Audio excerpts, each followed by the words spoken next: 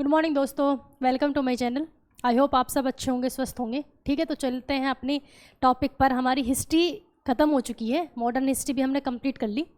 बस कुछ टॉपिक्स हैं जो आपको इकट्ठा पढ़ने हैं। ठीक है, उसमें जैसे हम क्या चला था हमारा टॉपिक, गवर्नर जनरल और वाइसराय। ठीक, अब वो गवर्नर जनरल से वाइसराय कैसे बने, है ना। पहले बंगाल का गवर्नर, फिर बंगाल का गवर्नर जनरल, फिर भारत का गवर्नर जनरल, फिर वाइसराय, फिर दोबारा से गवर्नर जनरल।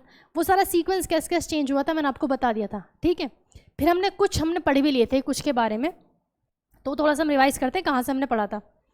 ठीक, देखो सबसे पहले हमने किसके बारे में पढ़ा था, रॉबर्ट क्लाइव। ये क्या हुआ, सबसे पहले पढ़ा था क्लाइव, रॉबर्ट क्लाइव के बारे में। रॉबर्ट क्लाइव क्या लेकर आया था, द्वैत शासन लेकर आया था। बंगाल में द्वैत शासन का जनक रॉबर्ट क्लाइव। इसके बाद वारेन हेस्टिंग्स। ठीक है, वारेन हेस्टिंग ने क्या करवाया, इसने इसके टाइम पे 1773 का रेगुलेटिंग एक्ट आया, उसकी कमियों को दूर करने के लिए पिट्स इंडिया एक्ट आया। इसी पर महाभियोग चलाया गया था, जिससे इसने फिर क्या कर लिया था, सुसाइड कर लिया था वारेन हेस्टिंग ने। ठीक है, इसी के टाइम पे प्रथम एंग्लो मराठा युद्ध हुआ, द्वितीय एंग्लो मैसूर युद्ध हुआ, और क्या क्या हुआ, ये कलेक्टर का पद ये लेकर आया था। ये शायद मैंने नहीं बताया था, इसको भी नोट कर लेना कि जो टैक्स वसूलने के लिए जो कलेक्टर होता है, कलेक्टर का पद कौन लेकर आया था, वारेन हेस्टिंग लाया था। ठीक है, इसके बारे में पढ़ लिया। फिर थर्ड नंबर पर हमने पढ़ा कॉर्नवालिस के बारे में। बीच में एक दो मैंने छोड़ दिए हैं जो इंपॉर्टेंट नहीं है, जिन्होंने कुछ नहीं करा है, लेकिन सीक्वेंस बिल्कुल सही है। जिस सीक्वेंस में आपको पढ़ा रही यही सीक्वेंस है, लेकिन बीच में एक आध स्किप मिलेगा। ठीक है, जो इंपॉर्टेंट नहीं है। कॉर्नवालिस, इसके बाद कॉर्नवालिस। ठीक है, कॉर्नवालिस को नागरिक सेवा का जनक कहते हैं। नागरिक सेवा का जनक कौन, कॉर्नवालिस। कॉर्नवालिस क्या लाया, स्थायी बंदोबस्त कॉर्नवालिस लाया, और स्थायी बंदोबस्त को एक्सेप्ट करने वाला, स्थायी बंदोबस्त तो कॉर्नवालिस लेगा। ठीक है, वो सहायक संधि है। स्थायी बंदोबस्त कॉर्नवालिस, नागरिक सेवा का जनक कॉर्नवालिस। कॉर्नवालिस का ही मकबरा कहाँ है, यूपी के गाजीपुर में है। दरोगा का पद कौन लेकर आया, कॉर्नवालिस लाया। ठीक है, ये हो गया। इसके बाद वेलेजली, लॉर्ड वेलेजली। ठीक, वेलेजली। सहायक संधि प्रणाली, वेलेजली। सहायक संधि प्रणाली, वेलेजली। सहायक संधि को एक्सेप्ट करने वाला पहला राज्य हैदराबाद। ठीक है, बंगाल का शेर, वेलेजली। बंगाल में फोर्ट विलियम कॉलेज की स्थापना, वेलेजली। ठीक, इसके बाद पढ़ा था वेलेजली के बाद लॉर्ड हेस्टिंगस। लॉर्ड हेस्टिंगस, ये वारन है, ये लॉर्ड है, लॉर्ड हेस्टिंगस। ठीक है, इसने क्या किया था, इसने पिंडारियों का अंत किया। पिंडारी कौन थे, जो मराठा जो बच गए थे, मराठाओं की छोटी छोटी टुकड़ियाँ थी। ठीक है, पिंडारियों का अंत किसने किया, लॉर्ड हेस्टिंगस ने। नेपाल से युद्ध करके नेपाल के साथ संगोली की संधि की, लॉर्ड हेस्टिंगस ने। और लॉर्ड हेस्टिंगस ने और क्या क्या किया, नेपाल से संधि, संगोली की संधि होगी। हाँ, शिक्षा पर प्रतिवर्ष 1 लाख रुपए खर्च किसने किए, लॉर्ड हेस्टिंगस ने। ठीक, ये हमने पढ़ लिया। लॉर्ड हेस्टिंगस के बाद पढ़ा था हमने क्या, William Bentinck. William Bentinck, William Bentinck ने बहुत सारी चीज़ों पर बैन लगा दिया जो अच्छे अच्छे काम थे। ठीक, इसने सती प्रथा और सती प्रथा और एक क्या है, शिशु हत्या और ठगी प्रथा, इन तीनों पर बैन किसने लगाया था, विलियम बेंटिक ने। इसके बाद हमने पढ़ा लॉर्ड डलहौजी। लॉर्ड डलहौजी, ठीक है, लॉर्ड डलहौजी।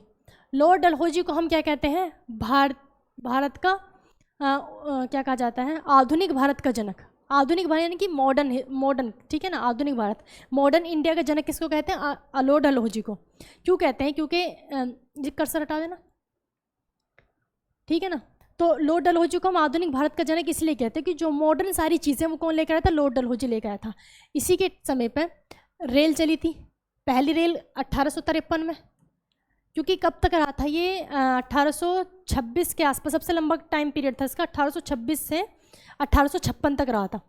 ठीक है, तो 1853 में पहली रेल किसने चलाई, लॉर्ड डलहौजी ने। कहाँ से, मुंबई से ठाणे।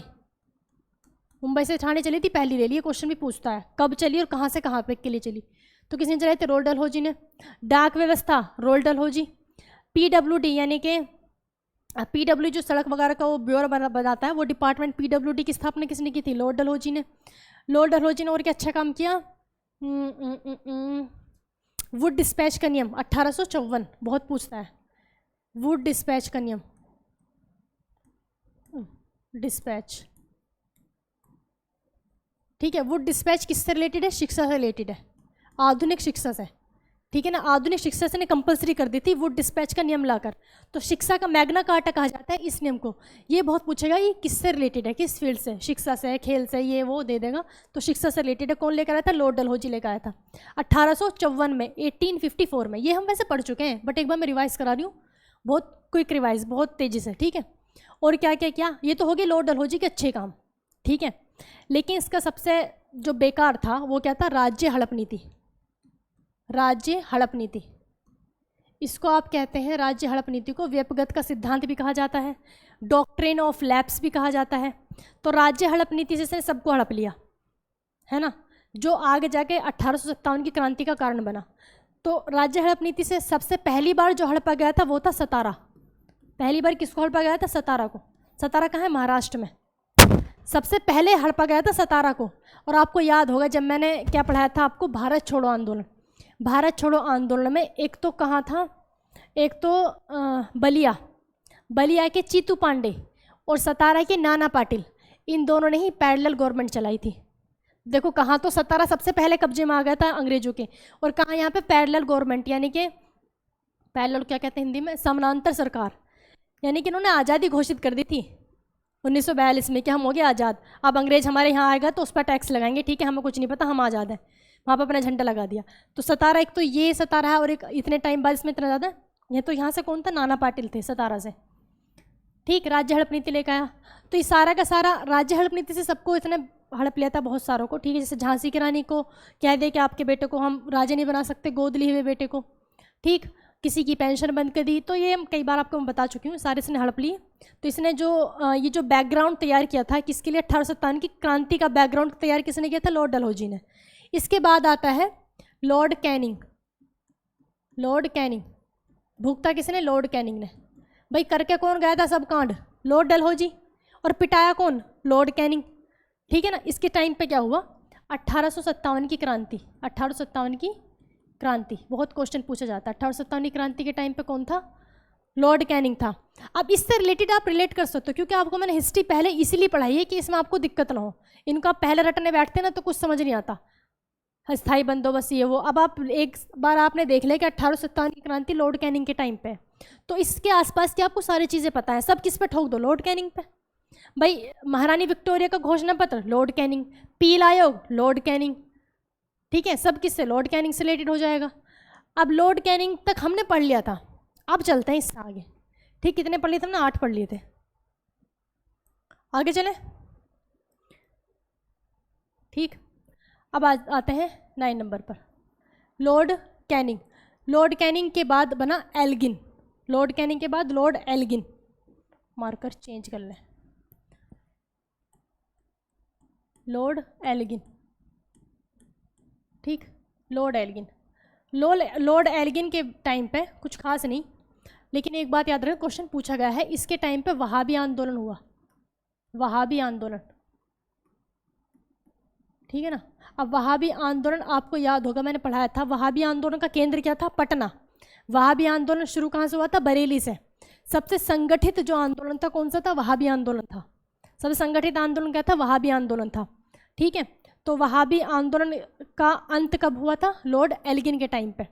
वहाबी आंदोलन का अंत भी इसमें लिख लो साथ में, कभी कंफ्यूज हो जाओ। वहाबी आंदोलन का अंत किसके टाइम पे हुआ था? लॉर्ड एल्गिन के टाइम पे, ठीक। Lord Elgin. इसके बाद है Lord Mayo. Lord Mayo most important, Lord Mayo, ठीक। लॉर्ड मेयो, देखो लॉर्ड मेयो इंपॉर्टेंट है क्योंकि इसने पहली बार जनगणना करवाई थी। लॉर्ड मेयो ने क्या कही थी? पहली जनगणना, पहली। अब ये जो जनगणना जो कराई इसने वो इनकम्प्लीट रहेगी, पूरी नहीं करा पाया, तो उसको क्या कहेंगे हम? अपूर्ण कह देंगे। पहली जनगणना तो इसी ने कराई थी, जनगणना, ठीक है। इसको मैं क्वेश्चन लिख देती हूँ, अपूर्ण, जो पूरी नहीं हो, इनकम्प्लीट थी, ठीक है। पहली जनगणना कब कराई थी? 1872 में। 1872 में। ये डेट भी पूछता है, पहली जनगणना कब हुई थी, लॉर्ड मेयो ने कराई थी और 1872 में हुई थी। देखो लॉर्ड मेयो जब जनगणना कराई, पहले तो उसने स्टार्ट कर दिया, चलो गिनना शुरू करते हैं। अब जब गिनते देखा भैया यूपी पहुँचे, बिहार में पहुँचे और जो महाराष्ट्र में पहुँचे, फिर लगा भैया तो बहुत पब्लिक है यहाँ, तो छोड़ो हम नहीं कर रहे, तो वो बीच में ही छोड़ दी। ठीक है, तो जनगणना स्टार्ट पहली बार किसने की थी, लॉर्ड मेयो ने, लेकिन उसकी पूरी नहीं करा पाया। ठीक, अब लॉर्ड मेयो को जो थे, लॉर्ड मेयो की भारत में हत्या हो गई थी। इकलौता वायसराय है जिसकी भारत में क्या हो गई थी, हत्या हो गई थी, भारत में मर्डर हुआ था। अब मर्डर कैसे हुआ था, ये अंडमान में, अंडमान निकोबार जो है, तो अंडमान में काले पानी की जेल आपको पता है, ये भी पूछा जाता है, एक बार पूछा गया था, आई थिंक पैट के एग्जाम में भी था। काले पानी की जेल किसको कहते हैं हम, सेल्यूलर जेल को, सेल्यूलर, अंग्रेजों ने बनाई थी सेल्यूलर जेल। ठीक है, अब उसका जेल की तरह तो यूज़ नहीं होता, अब तो वो देखने की चीज़ है, लोग वहाँ पे घूमने के लिए जाते हैं। तो सेल्यूलर जेल को हम क्या कहते हैं, काले पानी की जेल, काले पानी की सज़ा। ठीक है ना, कहाँ पे, अंडमान में। तो ये गया वहाँ पे निरीक्षण करने के लिए, देखने के लिए सब ठीक ठाक है नहीं, लॉर्ड मेयो। तो वहाँ पे गया, तो वहाँ पे एक होता है एक अफ़गान सैनिक। अब अफ़गान सैनिक मिट्टी में अपना भेष से बदल के वो ऐसे लेटा हुआ था और हथियार उसने छिपा रखे थे, तलवार वगैरह जो भी था। लॉर्ड मेयो जैसे आया उसमें से वो उठा और वहीं पे उसने मार दिया। बाद में उसको फांसी वासी लग गई, लेकिन फाइनली मेयो को तो ख़त्म कर दिया। तो किसने ख़त्म किया था, अफ़गान सैनिक ने। कहाँ पे, अंडमान में, अंडमान में अफ़गान सैनिक ने क्या कर दी, इसकी हत्या कर दी थी।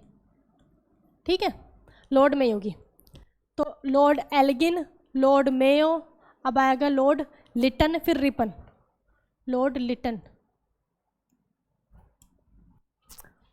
11 पे पढ़ते हैं हम, लॉर्ड लिटन। लॉर्ड लिटन के बारे में आपको मैंने अभी पढ़ाया था, जब हमने क्या पढ़ाया था, प्रेस अधिनियम पढ़ रहे थे हम, लॉर्ड लिटन के बारे में। देखो लॉर्ड लिटन क्या लेकर आया था, वर्नाक्यूलर प्रेस एक्ट। क्या लाया था, vernacular press act, vernacular press act, vernacular press act. अब वर्नाक्यूलर प्रेस एक्ट क्या है ये अब बताने की तो ज़रूरत है नहीं, जिसने वो देखा होगा, मैंने बहुत डिटेल में समझाया था। वर्नाक्यूलर प्रेस एक्ट, ठीक है, कब आया था, 1878 में, 1878 में वर्नाक्यूलर प्रेस एक्ट आया था। वर्नाक्यूलर प्रेस एक्ट में ये था कि जो अगर भारतीय भाषा में आप अखबार छापते हो तो उसमें तो कोई दिक्कत है नहीं, लेकिन अगर आपको नहीं सॉरी इंग्लिश में अगर आप अखबार छापते हो तो उसमें कोई रोक टोक नहीं है, आप छापिए कुछ भी। लेकिन अगर किसी भारतीय भाषा में आप अखबार छापते हो तो आपको पहले अंग्रेजों को दिखाना पड़ेगा। ठीक है, तो आप अंग्रेजों को दिखा के जो वो कहेंगे वही छाप सकते हो। ये क्या था, वर्नाक्यूलर प्रेस एक्ट था। इसके तहत जो ईश्वर चंद्र विद्यासागर की पत्रिका थी सोम प्रकाश, उसको बंद कर दिया था, उनकी वो सब जो प्रेस वगैरह उसको जब्त कर लिया था। ठीक है ना, और इसी के तहत क्या हुआ था, शिशिर कुमार घोष और अमृत कुमार घोष की पत्रिका कौन सी थी, अमृत बाजार। अमृत बाजार पत्रिका को रातों रात बंगाली से अंग्रेजी भाषा में छाप दिया था उन्होंने, इस वर्नाक्यूलर प्रेस एक्ट से बचने के लिए। एक पत्रिका, एक अखबार था पॉइनियर अखबार। पॉइनियर अखबार ने इस वर्नाक्यूलर प्रेस एक्ट का क्या किया था, सपोर्ट किया था, इसका स्वागत किया था। अब वो स्वागत तो करता ही क्योंकि वो पहले से ही इंग्लिश में था। ठीक, वर्नाक्यूलर प्रेस एक्ट लेकर आया। और लॉर्ड लिटन हरामी था, ये सारे काम इसने गलत ही किए। ये हो गया। दूसरा इसने क्या काम किया, ये लेकर आया था आर्म्स एक्ट, आर्म्स एक्ट। ठीक है ना, अब आर्म्स एक्ट क्या है, आर्म्स एक्ट ऐसा एक्ट था, इसके तहत भारतीयों को हथियार नहीं रख सकते थे। इसके तहत क्या, भारतीयों को हथियार रखने पर मनाही थी। ठीक है ना, इंडियंस पर हथियार इसने बैन कर दी आर्म्स एक्ट के थ्रू। क्लियर। और क्या लेकर आया इसने, जो आईसीएस की परीक्षा होती थी, आईसीएस यानी कि जो अब यूपीएससी है, वो पहले क्या था, इंडियन सिविल सर्विस था। ICS Indian civil service. तो आईसीएस की परीक्षा में इसकी जो एज थी, यानी कि मैक्सिमम एज इसने 21 से घटाकर कितनी कर दी, 19 वर्ष कर दी। 21 साल से 19 साल कर दी। सोचो 19 साल का तो बच्चा ही होता है उस टाइम पे। और उस टाइम पे जो एग्ज़ाम होता था वो लंदन में होता था, एग्ज़ाम इंडिया में नहीं होता था। आईसीएस का यानी कि यूपीएससी का एग्ज़ाम इंडिया में नहीं होता था, कहाँ होता था, लंदन में होता था। 1922 जब आया, 1922 में, 1922 से ये आईसीएस का एग्ज़ाम कहाँ होने लगा, इलाहाबाद में होने लगा। कहाँ होने लगा, इलाहाबाद में। ठीक है, आपको याद होगा मैंने जब सुभाष चंद्र बोस जी के बारे में आपको पढ़ाया था, तो उन्होंने 1920 में तो की थी ये आईसीएस की परीक्षा, पास की थी। ठीक है, और 1921 में छोड़ दी थी। तो इन्होंने फिर लंदन जाके एग्ज़ाम दिया था, है ना, याद है ना, लंदन जाके एग्ज़ाम दिया था 1921 में, 20 में नहीं, 1921 में, सॉरी 1921 में किया था।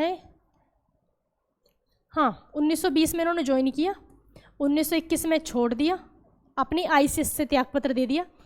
त्यागपत्र क्यों दिया? वो चल रहा था असहयोग आंदोलन की वजह से। गांधी जी ने कहा था कि इंडियंस का, वो अंग्रेजों का कुछ भी, आपको ना तो उनकी नौकरी करनी है, ना उनके कोई सामान खरीदना है, ना उनकी किसी तरह से हेल्प करनी है, तो इन्होंने इसकी प्रयोग छोड़ दिया था। इनके बाद से फिर 1922 में कहाँ होने लगा? ये इलाहाबाद में होने लगा। ठीक, तभी तो UPSC का गढ़ बन गया इलाहाबाद का, कोटा वगैरह में UPSC के लिए अब आज तक भी क्या फेमस है, लेकिन धीरे धीरे वो दिल्ली शिफ्ट हो गया है। समझ आ गया? तो ICS की परीक्षा की जो उम्र है, इसने 21 साल से बढ़ाकर कितनी कम कर कितनी कर दी? 19 साल कर दी। ये सारे तीनों काम किसके थे? लॉर्ड लिटन के याद रखना, मोस्ट इंपॉर्टेंट है। वर्नाक्यूलर प्रेस एक्ट तो बहुत बार पूछा गया है, बहुत ज़्यादा पूछा जाता है। ठीक, इसके बाद आता है अगला, लॉर्ड रिपन, 12 नंबर पे लॉर्ड रिपन। टोटल जो ये वायसराय ये जो हुए हैं सब 36 हुए हैं, इसमें से आपको 24-25 पढ़ने हैं। ठीक है, तो लॉर्ड रिपन आया। लॉर्ड रिपन ने सबसे पहले, देखो, लॉर्ड रिपन ने 6 काम किए, है ना, जो इंपॉर्टेंट है 6 काम है। 6 में से 3 तो नहीं इसके काम सुधारे लॉर्ड लिटन के, और 3 अपने खुद के काम किए। इस तरीके से याद करो।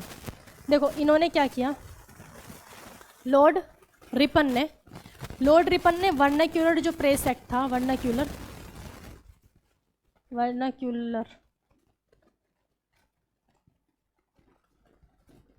प्रेस एक्ट को ख़त्म कर दिया, जो 1878 में आया था, इसने ख़त्म कर दिया। ठीक है, आर्म्स एक्ट को ख़त्म किया, आर्म्स एक्ट को ख़त्म कर दिया, और जो ICS की इसने एज कम कर दी थी, उसको वापस से 19 साल से वापस कितनी कर दी? 21 साल कर दी। ठीक है, तो 3 काम तो इसके सुधारे, 3 काम इन्होंने अपने किए। अब 3 काम अपने जो किए वो मोस्ट इंपॉर्टेंट है। एक तो पहले आप पढ़ो, ये क्या लेके आए थे? हंटर कमीशन लाए थे, हंटर कमीशन,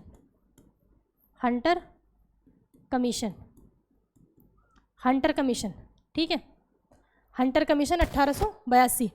तो हंटर कमीशन था, ये शिक्षा से रिलेटेड था। हंटर कमीशन 2 हैं। मैं जब आपको पहले वाला पढ़ाया था 1919 वाला, जो किसके लिए था? जलियांवाला बाग के लिए था। यानी कि रोलेट एक्ट जो आया था, रोलेट एक्ट आया पहले, उसके बाद जलियांवाला बाग हत्याकांड हुआ। तो जलियांवाला बाग क्यों हुआ, उसके ऊपर जो रिपोर्ट के लिए जलियांवाला बाग के लिए क्या आया था? हंटर कमीशन आया था 1919 में। ठीक है, ये वाला हंटर कमीशन किसके लिए था? शिक्षा के लिए था। ठीक है ना, शिक्षा के लिए बनाया गया था, लॉर्ड रिपन ने बनाया था हंटर कमीशन। क्लियर? तो हंटर कमीशन किया। दूसरा इन्होंने काम क्या किया? इन्होंने दूसरा इन्होंने काम किया, इन्होंने जनगणना करवाई। जनगणना क्या करवाई? जनगणना। और ये जनगणना कब हुई? 1881 में हुई। और ये जनगणना कैसी है? पूर्ण। इस यहाँ लिख लो, पूर्ण। तो क्वेश्चन 2 तरीके से पूछेगा कि पहली जनगणना किसने करी? लॉर्ड मेयो ने 1872। और पहली पूर्ण जनगणना किसने कराई? लॉर्ड रिपन ने 1881 में। 1881 में पहली बार पूर्ण जनगणना कब करवाई थी? 1881 में लॉर्ड रिपन ने। ठीक है, 2 क्वेश्चन बनते हैं इससे। तो दूसरा काम ये हो गया। तीसरा काम क्या किया इन्होंने? तीसरा काम क्या किया इन्होंने? इल्बर्ट बिल लेकर आए। इल्बर्ट बिल क्या था? देखो, अंग्रेजों के टाइम पे क्या होता था कि जितने जो भारतीय जज थे, भारतीय जज अंग्रेजों को सज़ा नहीं सुना सकते, भारतीय जज अंग्रेजों को सज़ा नहीं सुना सकते। लेकिन ये जो इल्बर्ट बिल है, इसमें कह दिया गया, इन्होंने कहा लॉर्ड रिपन ने, कि देखो एक जज है, जज वो पढ़ लिख कर आता है, उसकी एबिलिटी के ऊपर वो जज बनता है। अब चाहे वो इंडियन हो, चाहे वो अंग्रेज हो, ठीक है ना, वो पढ़ लिख कर जज बना है। अब उसके सामने वो जो किसी को सज़ा सुनाएगा तो सही सुनाएगा, भाई उसने किया होगा तो वो सज़ा सुनाएगा। अब सज़ा के लिए चाहे वो भारतीय हो, चाहे वो अंग्रेज हो, किसी को भी दे सकता है। तो इल्बर्ट बिल में ये कह दिया गया है कि भारतीय जज भी अंग्रेजों को सज़ा सुना सकता है। भारतीय जज भी क्या कर सकता है? अंग्रेजों को सज़ा सुना सकता है। अब भैया जो अंग्रेज थे, जो भी गोरे गोरे लोग थे, सब लॉर्ड रिपन के हो गए अपोजिट। ये क्या करा तुमने? मतलब इनके वो तो मतलब जो इंडियंस थे, काले लोग, उनको कहते थे ब्लैक, है ना, उनको बहुत नीचा समझते थे, ठीक है। तो उनकी ये कैसे हो सकता है, वे हमें सजा कैसे सुना देंगी, तो बहुत गलत बात हुई। तो सारे अंग्रेजों ने किसका विरोध कर दिया, लॉर्ड रिपन का विरोध कर दिया। अब सारे गोरे गोरे लोगों ने विरोध किया, तो इस विरोध को हम क्या कहते हैं, श्वेत विद्रोह। क्या कहते हैं, श्वेत विद्रोह। तो श्वेत विद्रोह किसके लिए हुआ, इल्बर्ट बिल के लिए। इल्बर्ट बिल के लिए क्या हुआ, श्वेत विद्रोह हुआ। और इल्बर्ट बिल इन्होंने पास नहीं होने दिया, इल्बर्ट बिल पास ही नहीं हुआ। तो इल्बर्ट बिल से दो क्वेश्चन आ सकते हैं, एक तो कौन लेकर आया था, दूसरा श्वेत विद्रोह किससे रिलेटेड है, इल्बर्ट बिल से, ठीक। और दूसरा क्या है कि इल्बर्ट बिल किससे रिलेटेड है, वो जज उसको सजा सुना सकते हैं अंग्रेजों को भी, यही तो है। अब इससे रिलेटेड आप और भी देखो, मैंने आपको पढ़ाया था क्या, कारखाना अधिनियम। तो पहला कारखाना अधिनियम भी कौन लेकर आया था, लॉर्ड रिपन, 1881 में ही पहला कारखाना अधिनियम, पहला कारखाना अधिनियम। अब पहला कारखाना अधिनियम से रिलेटेड सारी बातें आपको याद होंगी। कारखाना अधिनियम भी कब था, 1881 में। इसमें इन्होंने 4 दिन की छुट्टी की थी, है ना, महीने में 4 दिन की छुट्टी, और वर्किंग आवर कितने थे, 9 घंटे। 9 घंटे तक आपको काम करना है। तो कितने पढ़ लिए आपने, 12 तक पढ़ लिए। लॉर्ड एल्गिन, वहाँ भी आंदोलन का अंत। लॉर्ड मेयो, पहली जनगणना इसकी यहाँ पे भारत में, अंडमान में, इसको मार दिया था। उसके बाद Lord Lytton vernacular press act लेकर आया, और वर्नाक्युलर प्रेस एक्ट लाया, आर्म्स एक्ट लेकर आया, और आईसीएस की एज इसने 21 से घटाकर 19 साल कर दी। फिर लॉर्ड रिपन आया, लॉर्ड रिपन ने जो ऊपर के 3 काम थे लिटन वाले, उन तीनों को ख़त्म किया। अपने 3 काम कौन कौन से किए, पूरी जनगणना करवा दी, इल्बर्ट बिल लेकर आया, और हंटर कमीशन लाया। दूसरा कारखाना अधिनियम भी है, ठीक है। तो कहाँ तक हो गया, लॉर्ड रिपन तक हो गया। इसके बाद आया डफरिन, लॉर्ड डफरिन, और फिर कर्जन, मिंटो, होर्डिंग, बहुत सारे।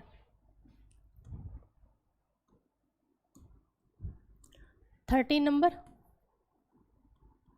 लॉर्ड डफरिन, ठीक है। लॉर्ड डफरिन, लॉर्ड डफरिन के टाइम पे आपको याद होगा, लॉर्ड डफरिन ने क्या कराया था, लॉर्ड डफरिन के टाइम पे कांग्रेस का, इसने क्या करवाया, कांग्रेस की स्थापना हुई। कांग्रेस की स्थापना कब हुई फिर, 1885। कांग्रेस की स्थापना 1885 में। लॉर्ड डफरिन के टाइम पे क्या हुई, कांग्रेस की स्थापना हुई। अब कांग्रेस की स्थापना से रिलेटेड भैया सारी बातें इसमें आ जाएंगी, ठीक है। तो कांग्रेस की स्थापना किसके टाइम पे हुई, लॉर्ड डफरिन के टाइम पे हुई। लॉर्ड डफरिन ने कहा था कि कांग्रेस मुट्ठी भर लोगों का संगठन है। कांग्रेस क्या है, मुट्ठी भर लोगों का संगठन है।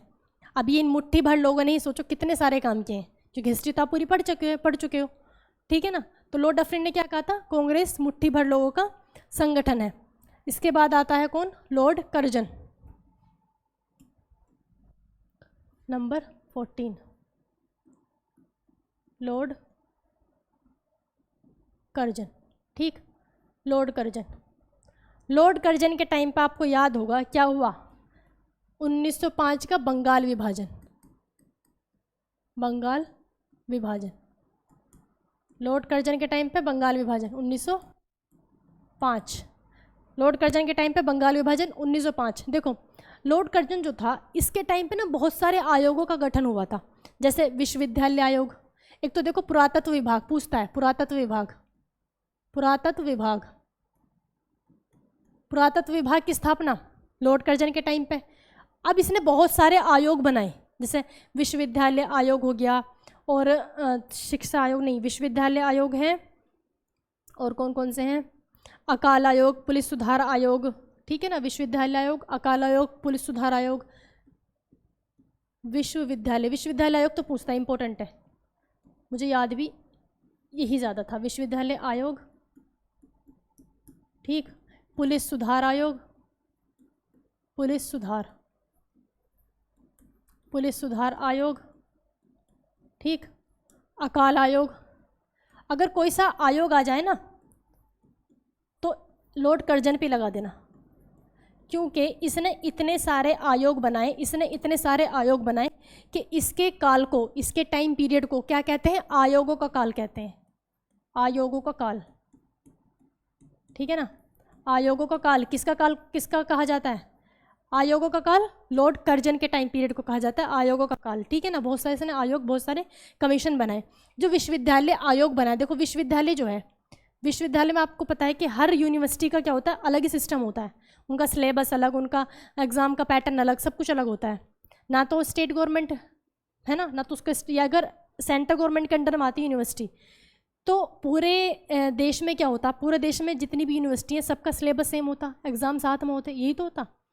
और अगर किसी एक स्टेट में अगर ये किसी हर मतलब स्टेट गवर्नमेंट के अंडर में आती तो उस पर्टिकुलर स्टेट की सारी यूनिवर्सिटी सेम होती है ना, उनका सिलेबस, उनका क्या होता है एग्ज़ाम का पैटर्न और जो एग्ज़ाम कब लिए जाते हैं वो सब टाइम टेबल वो सब सेम होता।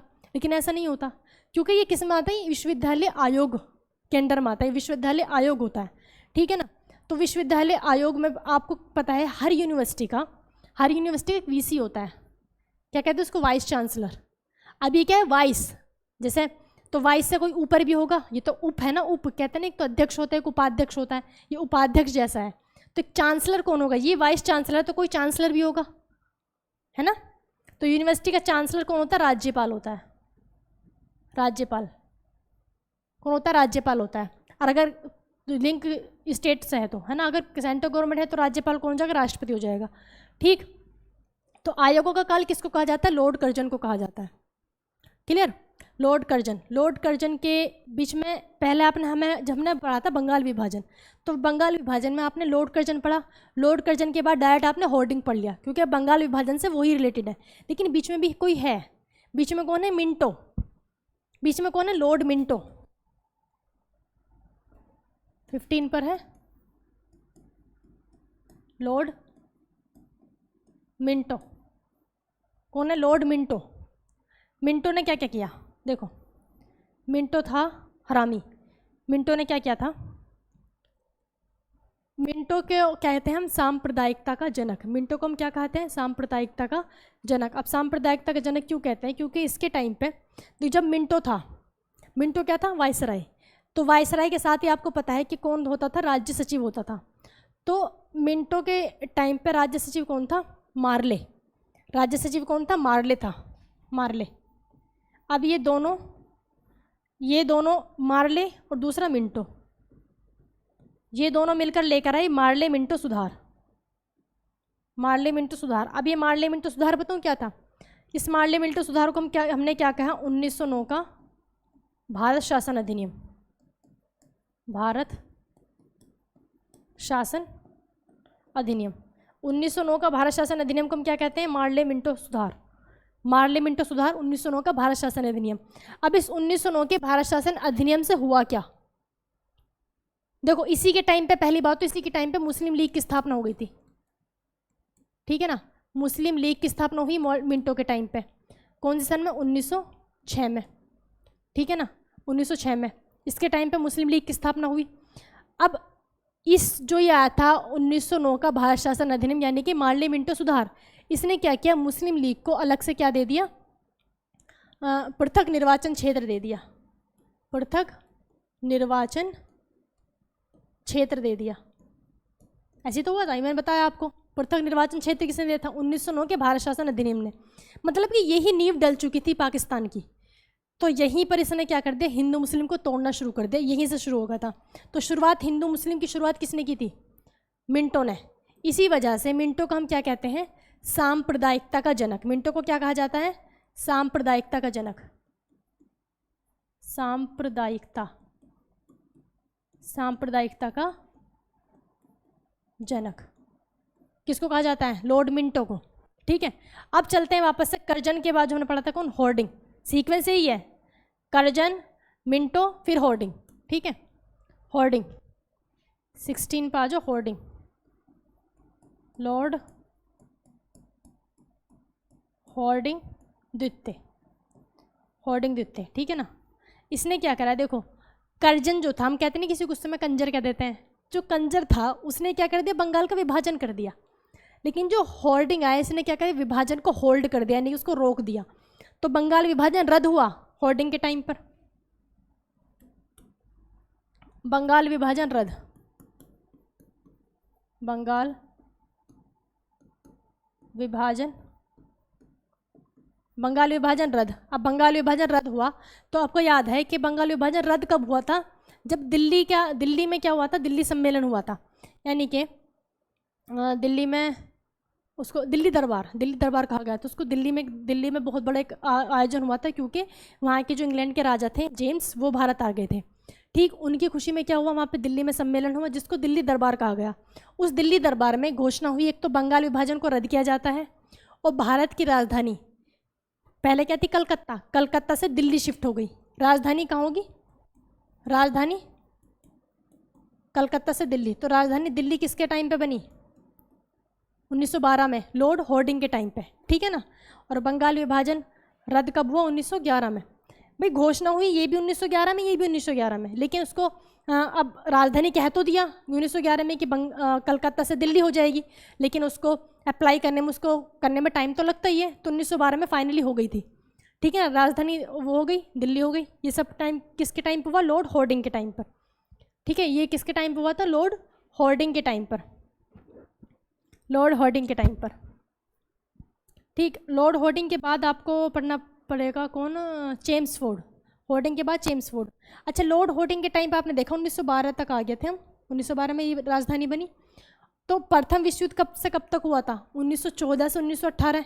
तो प्रथम विश्व युद्ध हॉर्डिंग के टाइम पे स्टार्ट हुआ, प्रथम विश्व युद्ध,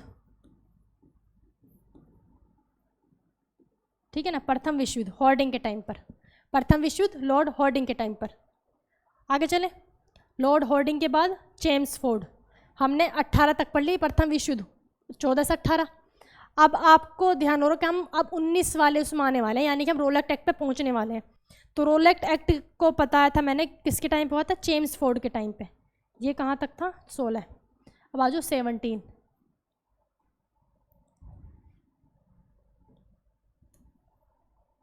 ठीक है ना। 17 कौन था, चेम्सफोर्ड। 17 कौन था, चेम्सफोर्ड।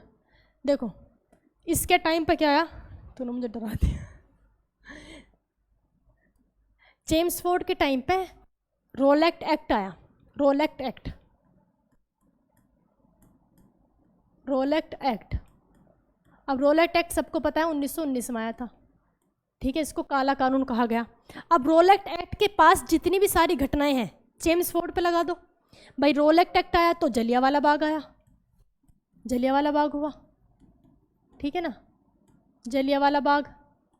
अब जलियांवाला बाग हुआ तो इसके लिए क्या बिठाया गया, हंटर कमीशन बिठाया गया, हंटर कमीशन, ठीक है, हंटर कमीशन। 1919 में आपको याद होगा खिलाफत आंदोलन, खिलाफत आंदोलन, ठीक है। 1919 में खिलाफत आंदोलन कौन लेकर आया था, आगा खां और सलीमुल्लाह खां। खिलाफत आंदोलन हुआ, ठीक है।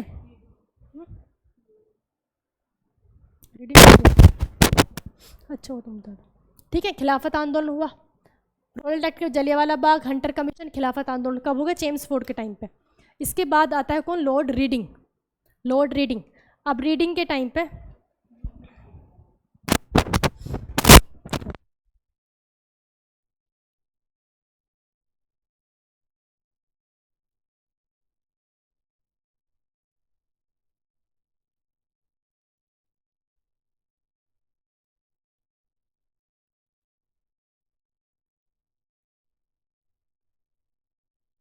ठीक है, कहाँ तक हो गया, चेम्सफोर्ड तक हो गया। 1919 वाला सारा इसमें आ गया।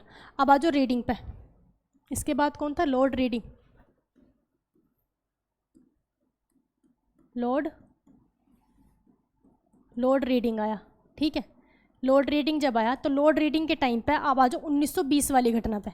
1920 में क्या क्या हुआ, लॉर्ड रीडिंग के टाइम पे 1920 में क्या क्या हो गया। देखो 1920 में क्या हुआ था आपका, वो असहयोग आंदोलन शुरू हुआ था, है ना, असहयोग आंदोलन। तो 1919 के बाद ही 1920 आता है, तो एकदम से तो ये चेंज नहीं हुआ। तो असहयोग आंदोलन भी शुरुआत आप कहाँ लिख दोगे इसमें, चेम्सफोर्ड के टाइम पे, है ना। असहयोग आंदोलन, असहयोग आंदोलन। अब इससे आगे की घटना सारी किसके टाइम पर हो जाएंगी, लॉर्ड रीडिंग के टाइम पर। इससे आगे की सारी घटना, असहयोग आंदोलन आया। अब इसके बाद असहयोग आंदोलन बंद कब हुआ, तो 1922 में। और 1922 में क्यों हुआ, क्योंकि चोरी चोरा कांड हुआ था। तो चोरी चोरा कांड इसके टाइम पे, चोरी चोरा लॉर्ड रीडिंग के टाइम पे, ठीक है। 1922 में चोरी चोरा कांड हुआ, 5 फरवरी 1922 को, ठीक है। और उसके बाद 12 मार्च को गांधी जी ने क्या कर दिया, असहयोग आंदोलन बंद कर दिया। तो असहयोग आंदोलन खत्म हुआ लॉर्ड रीडिंग के टाइम पर। और क्या हुआ इसके टाइम पे फिर 1922 में मैंने आपको भी बताया था कि क्या हुई थी 1922 से जो ICS की परीक्षा थी, पहले असहयोग आंदोलन लिख देते हैं, असहयोग आंदोलन समाप्त, ठीक है ना, असहयोग आंदोलन समाप्त हो गया। अभी मैंने बताया था कि 1922 में क्या होता, ICS यानी कि UPSC जैसी एग्ज़ाम होता था, इंडियन सिविल सर्विस, ICS का एग्ज़ाम कहाँ होने लगा, भारत में होने लगा, ठीक है। और भारत में भी कहाँ, इलाहाबाद में, भारत में भी कहाँ होने लगा, इलाहाबाद में होने लगा। लॉर्ड रीडिंग हो गया। लॉर्ड रीडिंग के बाद आएगा इरविन। इरविन के बारे में तो सब कुछ पता है, इरविन के बारे में तो हमने बहुत पढ़ा है, इरविन तो सभी को याद होगा, ठीक है ना। 19 नंबर इरविन, लॉर्ड इरविन, ठीक है, लॉर्ड इरविन। देखो लॉर्ड इरविन जो था, इरविन के टाइम पे आपको याद है कि क्या आया था, साइमन कमीशन आया था। साइमन कमीशन से शुरुआत करते हैं और आगे पूरी स्टोरी सारी जो घटनाएं इस पर लगा देंगे।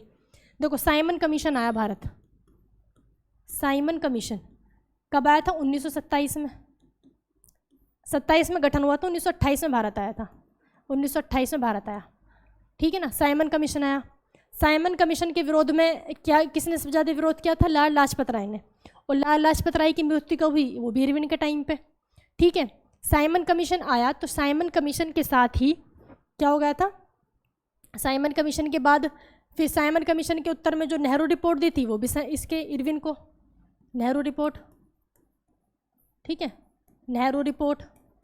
इसी के साथ ही नेहरू रिपोर्ट के उत्तर में मुस्लिम लीग ने क्या दिया था, 14 सूत्री जिन्ना फॉर्मूला, वो भी इन्हीं के टाइम पे, वो हम नहीं लिख रहे, ठीक है ना, 14 सूत्री जिन्ना फॉर्मूला। फिर क्या हुआ, फिर वो हुआ पूर्ण स्वराज की मांग, वो भी इसी के बाद हुआ 1929 के लाहौर अधिवेशन में, ठीक। और क्या क्या होता है लॉर्ड इरविन के टाइम पे। अब गांधी जी से रिलेटेड बात सुन लेते हैं। फिर गांधी जी ने क्या दिया था इनको, 11 सूत्री मांग। 11 सूत्री मांग इन्होंने नहीं मानी तो गांधी जी ने क्या शुरू कर दिया था, दांडी मार्च, ठीक है ना। तो दांडी मार्च किसके टाइम पे, इरविन के टाइम पे। दांडी मार्च कब हुआ, 1930 में, 1930 में, ठीक है। गांधी जी का दांडी मार्च सक्सेसफुल हुआ तो उन्होंने क्या शुरू कर दिया इसके साथ ही, सविनय अवज्ञा आंदोलन, 1930 सविनय अवज्ञा आंदोलन, ठीक है, सविनय अवज्ञा आंदोलन। इसके साथ ही क्या हुआ था, गोलमेज सम्मेलन। अब देखो गोलमेज सम्मेलन 3 हुए थे, लेकिन पहला और दूसरा तो इरविन के टाइम पे हुआ था, फिर इरविन का हो गया ट्रांसफ़र और यहाँ पे आ गया था दूसरा वायसराय, ठीक है। तो वेलिंगटन आ गया था, तो दूसरा, पहला और दूसरा इरविन के टाइम पे, तो पहला और दूसरा गोलमेज सम्मेलन। भाई दूसरे गोलमेज सम्मेलन में ही तो गांधी जी को इरविन ने भेजा था, और गांधी जी और इरविन के बीच जो समझौता हुआ क्या कहते हैं उसको, दिल्ली पैक्ट। दिल्ली पैक्ट कब हुआ, 5 मार्च 1931 को, 5 मार्च 1931 को दिल्ली पैक्ट, ठीक है ना। अब दूसरे गवर्नमेंट सम्मेलन में ही किसकी बात हो रही थी, क्यूमिनल अवार्ड यानी कि सांप्रदायिक पंचांग की बात हो रही थी। तभी तो गांधी जी उसको नहीं माना था और वहाँ से भाग कर आ गए थे इंग्लैंड से, ठीक है। तो फिर तीसरे गवर्नमेंट सम्मेलन में गांधी जी गए ही नहीं, बस एक में गए थे, दूसरे में।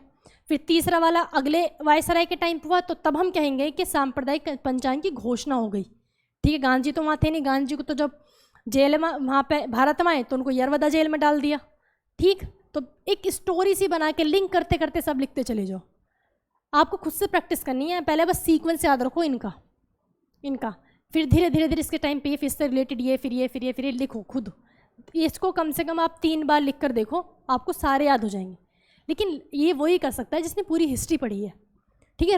रटना नहीं है, सिर्फ आप डेट दिमाग में रखो कि आपको एक चीज़ की डेट पता हो तो उससे रिलेटेड सारी बातें वही हैं, ठीक है ना। तो उसमें देख कर तो आप अंदाज़ा लगा ही सकते हो, जो ऑप्शन में आएगा अगर पूछने लगे कि सविनय अवज्ञा आंदोलन किसके टाइम पे, तो क्या आप करजन लगा दोगे, है ना। करजन का आपको पता है बंगाल विभाजन है, तो सविनय अवज्ञा कब हुआ, तो हो ही नहीं सकता इस तरीके से, ठीक है ना। लॉर्ड इरविन के बाद मैंने आपको बताया क्या, वेलिंगटन, ठीक है ना, वेलिंगटन। लॉर्ड इरविन के बाद वेलिंगटन, ठीक। आगे चले, अब आ जाओ 20, लॉर्ड वेलिंगटन। वेलिंगटन। वेलिंगटन के टाइम पे देखो, दो तो किसके टाइम पे हो गए थे, अभी हमने पढ़ा, दो गोलमेज सम्मेलन हो गए इरविन के टाइम पे, पहला और दूसरा। तो तीसरा गोलमेज सम्मेलन हुआ इसके टाइम पर, वेलिंगटन के टाइम पर। तीसरा गोलमेज सम्मेलन वेलिंगटन के टाइम पर, ठीक। तीसरा गोलमेज सम्मेलन वेलिंगटन के टाइम पर। जब तीसरा गोलमेज सम्मेलन हुआ, इसी में किसकी घोषणा होगी, सांप्रदायिक पंचांग की, च्यूमिनल अवार्ड। अब सांप्रदायिक पंचांग आपको पता होगा क्या था। सांप्रदायिक पंचांग में इन्होंने, अंग्रेजों ने एससी को, जो अनुसूचित जाति के लोग हैं, उन्हें पृथक निर्वाचन क्षेत्र दिया था, जिसमें 71 सीटें दी थी, ठीक है। तो भीमराव अम्बेडकर ने वो एग्री कर लिया था। तो सांप्रदायिक पंचायत की घोषणा हुई वेलिंगटन के टाइम पर। अब ये सांप्रदायिक पंचायत घोषणा, भाई वो गोलमेज सम्मेलन क्या हुआ, 1930, 1931, 1932। तो इसमें 32 तक तो एटलीस्ट हो गई वेलिंगटन के टाइम पे। तो हरिजन सेवक संघ वेलिंगटन के टाइम पर, हरिजन सेवक संघ 1932 में हुआ था ना स्थापना, गांधी जी ने की थी। हरिजन सेवक संघ 1932 इसी के टाइम हो जाएगा। हरिजन सेवक संघ से पहले जब तीसरी ये होगी तो फिर क्या होता है, गांधी जी और भीमराव अम्बेडकर, इनके बीच समझौता हुआ पुणे की यरवदा जेल में। गांधी जी कहाँ थे, यरवदा जेल में। तो उसको हम क्या कहते हैं, पुणे पैक्ट। तो पुणे पैक्ट भी इन्हीं के टाइम पे हुआ, पुणे पैक्ट, ठीक। और सोचो और क्या हो सकता है, 31-32 के आसपास और क्या हो सकता है, पुणे पैक्ट इनके टाइम पे हो गया, ठीक। और भारत शासन अधिनियम 1935, देखो साइमन कमीशन जो था, साइमन कमीशन की रिपोर्ट पर ही क्या बना था, भारत शासन अधिनियम बना था, भारत शासन अधिनियम 1935। तो भारत शासन अधिनियम 1935 की घोषणा लागू, भारत शासन अधिनियम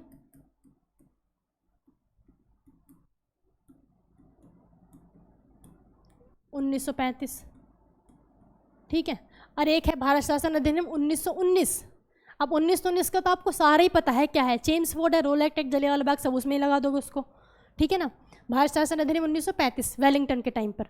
अब वेलिंगटन के बाद सिर्फ आपके दो बसते हैं, एक तो कौन कौन है, एक तो है लिनलिथगो और एक वेवेल। माउंटबेटन में तो कुछ पढ़ना ही नहीं, लिनलिथगो फिर वेवेल फिर माउंटबेटन। आज किस पा गए हम, 21 पे। मैंने नंबर तो गड़बड़ नहीं कर दी, चलो नंबर से क्या है। वेलिंगटन के बाद लिनलिथगो, लिनलिथगो, ठीक है, लिनलिथगो। देखो लिनलिथगो के टाइम पे आपको पता है क्या चल रहा था, सेकंड वर्ल्ड वार चल रहा था, सेकंड वर्ल्ड वार। अब सेकंड वर्ल्ड वार चल रहा था जो, अब सेकंड वर्ल्ड वार में मदद मांगने के लिए लिनलिथगो क्या लेकर आया था, अगस्त प्रस्ताव। अगस्त प्रस्ताव लाया था ना, अगस्त प्रस्ताव कब लाया था, ये 8 अगस्त को, ठीक। अगस्त प्रस्ताव लाया था। अगस्त प्रस्ताव में जो बात थी कि हम, आप हमारा साथ दीजिए, हम आपके लिए जो ये करेंगे वो करेंगे, जो भी था। अगस्त प्रस्ताव को गांधी जी ने नहीं माना। फिर अगस्त प्रस्ताव जैसी सेम बात कौन लेकर आया था, क्रिप्स। तो क्रिप्स प्रस्ताव या क्रिप्स मिशन वो भी किसके टाइम पे आया, लिनलिथगो के टाइम पे, क्रिप्स प्रस्ताव, ठीक है। फिर गांधी जी ने क्रिप्स प्रस्ताव को भी ठुकरा दिया और इसके जवाब में गांधी जी ने क्या शुरू किया था, भारत छोड़ो आंदोलन। भारत छोड़ो आंदोलन जिसको हम क्या कहते हैं, अगस्त क्रांति कहते हैं। ये भी 8 अगस्त डेट, ये भी 8 अगस्त डेट, भारत छोड़ो आंदोलन, ठीक है ना, भारत छोड़ो आंदोलन। इसके बाद लिनलिथगो के बाद वेवेल, इसके बाद वेवेल, लॉर्ड वेवेल, ठीक है ना। वेवेल के टाइम पे आपको पता है वेवेल ने क्या, वेवेल क्या लेकर आया था, वेवेल योजना। और वेवेल योजना के तहत उसने क्या बनाया था, शिमला सम्मेलन। शिमला सम्मेलन की डिटेल सब पढ़ चुके हैं, ठीक है ना। शिमला सम्मेलन इसके टाइम पे आया। कैबिनेट मिशन आया, ठीक है ना, कैबिनेट मिशन। कैबिनेट मिशन से रिलेटेड दो बातें, संविधान सभा बनाई इसने, संविधान सभा और अंतरिम सरकार। ये तो हमने अभी पढ़ा है तो याद ही होगा, ठीक है ना, अंतरिम सरकार। इसके बाद लास्ट माउंटबेटन, लॉर्ड माउंटबेटन, ठीक है। माउंटबेटन लेकर आया माउंटबेटन योजना और इससे हमें क्या मिलेगी, स्वतंत्रता, स्वतंत्रता, ठीक। फिर माउंटबेटन चले गए, लास्ट में कौन बचते हैं हमारे, सी राजगोपालाचारी, ठीक है ना। भारत स्वतंत्र भारत के आखिरी गवर्नर जनरल सी राजगोपालाचारी, फिर संविधान लागू हो गया और क्या बन गया, राष्ट्रपति। तो ये सारा हमारा क्लियर हो गया, सारा हमने वायसराय पढ़ लिए। अब बचते सिर्फ हमारा टॉपिक कांग्रेस के अधिवेशन, ठीक है ना। तो नेक्स्ट क्लास कल। थैंक यू दोस्तों, वीडियो को लाइक और शेयर कर देना।